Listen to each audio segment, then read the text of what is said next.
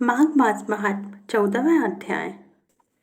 अब तक की कथाएं सुनने के पश्चात सहस्त्रबाहु ने दत्तात्रेय जी से पूछा, हे भगवान, माघ मास के स्नान में ऐसी कौन सी अद्भुत पुण्य शक्ति है जिसके प्रभाव से विकुंडल को स्वर्ग प्राप्त हो गया है तथा उसका बड़ा भाई भी उसके इसी पुण्य काल को प्राप्त कर उसके साथ ही स्वर्ग गया।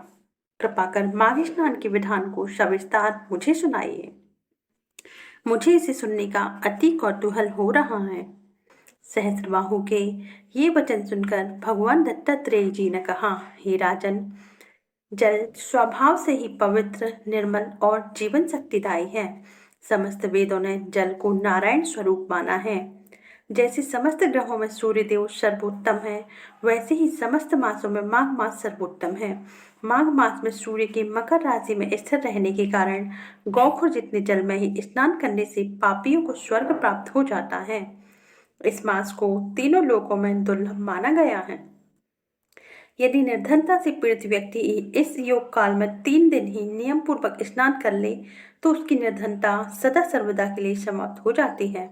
इस मास में निर्धनों को थोड़ा बहुत दान अवश्य करना चाहिए। यह माघ मास अत्यंत पवित्र तथा पुण्य फलदायी है। इसकी समस्त तिथियां पापनाशक एवं मोक्षदायिनी हैं।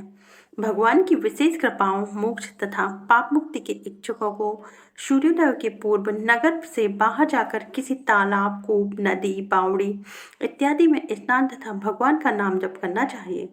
माघ मास के अंत में वेद पाठी ब्राह्मणों को यथाशक्ति दान देना और भोजन कराना चाहिए तथा एकादशी व्रत के समान उद्यापन करना चाहिए।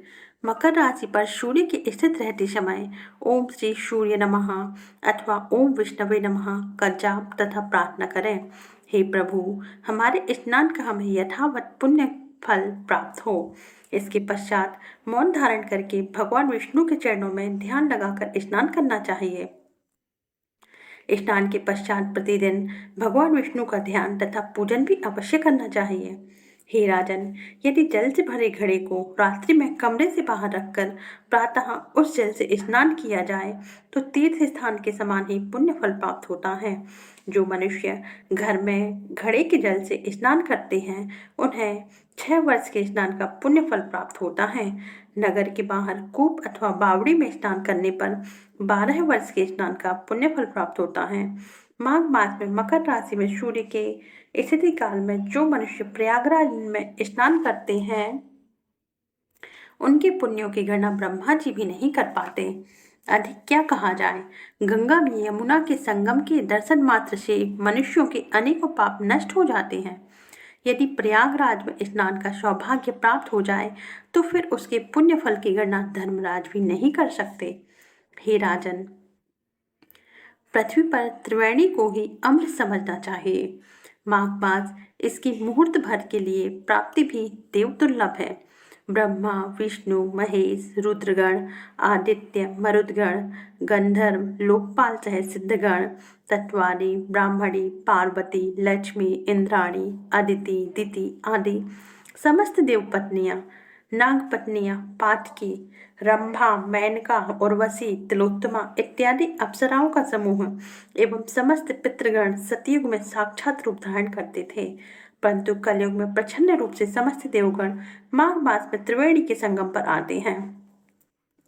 मात्र 3 दिनों के प्रयागराज स्नान का फल कांचन मालिनी ने एक राक्षस को प्रदान कर उसे पाप मुक्त कराकर स्वर्ग प्राप्त कराया था।